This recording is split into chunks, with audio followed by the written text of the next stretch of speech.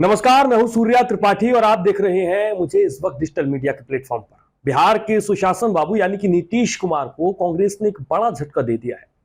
दरअसल 12 जून को विपक्षी दलों की पटना में एक बड़ी बैठक आयोजित होने वाली थी। इसमें कांग्रेस अध्यक्ष मल्लिकार्जुन खड़गे और कांग्रेस नेता राहुल गांधी के शामिल होने की चर्चा जोर शोर के साथ चल रही थी।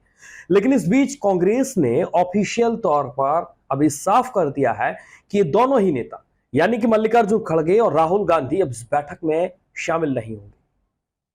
कांग्रेस के इस फैसले के बाद नीतीश कुमार को एक बड़ा झटका लगा है।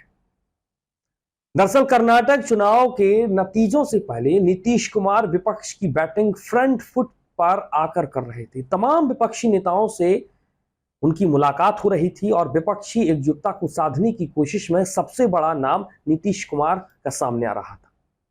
लेकिन जैसे ही कर्नाटक चुनाव के नतीजे सामने आए, परिस्थिति बदल गई। लेकिन नीतीश कुमार ये सोच रहे थे कि कांग्रेस के पक्ष में अगर ये नतीजे नहीं आएंगे तो उसे बैलेंस करने में आसानी होगी, यानी कि उसे एडजस्ट करने में आसानी होगी। लेकिन फिलहाल ऐसा नहीं हुआ। कांग्रेस ने कर्नाटक में शानदार जीत दर्ज की और जीत के बाद से कांग्रेस फुल कॉन्फिडेंट में है और अब कांग्रेस किसी भी तरह के कंप्रोमाइज करने के मूड में भी नहीं है। जिसके बाद अब शायद इसीलिए कांग्रेस ने ये फैसला ले लिया है कि 12 जून को जो पटना में विपक्षी बैठक होने जा रही है उसमें खड़गे और राहुल गांधी शामिल नहीं होंगे। कांग्रेस के इस बड़े फैसले को लेने के बाद जहां पर नीतीश कुमार के सामने अब सबसे बड़ी चुनौती ये सामने है कि आखिरकार कांग्रेस को विपक्षी एकजुटता में कहां और किस तरीके से रखा जाए, क्योंकि सवाल बहुत से उठ रहे हैं कि आखिरकार विपक्षी एकजुटता को साधने के लिए कांग्रेस को किस स्थिति में रहना होगा। क्या कांग्रेस सबसे बड़ा विपक्ष का चेहरा हो पाएगी या फिर नहीं हो पाएगी? ये सवाल अभी इसलिए बना हुआ है क्योंकि कांग्रेस ने अपने पत्ते अभी तक नहीं खोले हैं। एक तरफ नीतीश कुमार विपक्षी एकता को लेकर जितनी जल्दबाजी में दिख रहे हैं, उधर कांग्रेस पार्टी इस मुद्दे को लेकर अभी उतनी ही शांत है। कांग्रेस पार्टी ने अभी गठबंधन को लेकर अपने पत्ते नहीं खोले हैं। कांग्रेस फिलहाल ना तो सीट शेयरिंग पर बात करने के मूड में है और ना ही नजर आती है। इसके अलावा प्रधानमंत्री पद के कैंडिडेट को लेकर भी किसी दूसरे नेता के नाम पर कांग्रेस फिलहाल मोहर नहीं लगाना चाहती है। इसके संकेत साफ है और इसके पीछे एक बड़ा कारण यह भी है कि दरअसल कांग्रेस पूरी तरह से अभी चुनावी राज्यों में खुद को पहले से ज्यादा स्थापित करने में जुटी हुई है। आने वाले समय में 3 बड़े राज्यों में चुनाव है। मध्य प्रदेश, छत्तीसगढ़ और राजस्थान में चुनाव होना है। 3 राज्यों में फिलहाल कांग्रेस की 2 राज्यों जिनमें छत्तीसगढ़ और राजस्थान में कांग्रेस की सरकार है।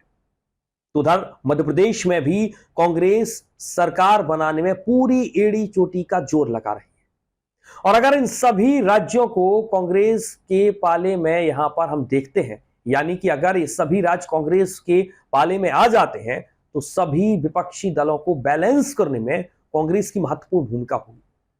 और शायद इसीलिए कांग्रेस इसका इंतजार कर रही है कि पहले चुनावी राज्यों पर फोकस करना होगा, उसके बाद लोकसभा चुनाव 2024 की रणनीति होगी। कांग्रेस ने अभी विपक्षी एकजुटता के लिए उतनी दिलचस्पी नहीं दिखाई है जितनी कि सुशासन बाबू दिखा रहे हैं और शायद इसीलिए चुनावी राज्यों का फोकस इस वक्त कांग्रेस कर रही है।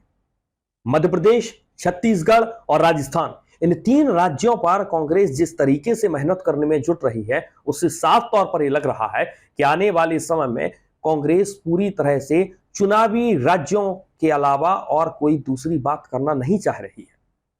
लेकिन अब सवाल यह है कि कांग्रेस को विपक्षी एकजुटता करने के लिए जो पूरी की पटकथा यहां पर सुशासन बाबू लिख रहे हैं, उस पटकथा में कांग्रेस को स्थान विपक्षी एकजुटता के तौर पर कहां नीतीश कुमार दे पाएंगे, क्योंकि कांग्रेस खुद को इस साबित करने में जुटी हुई है कि विपक्ष का चेहरा कांग्रेस को साथ लेकर ही होगा।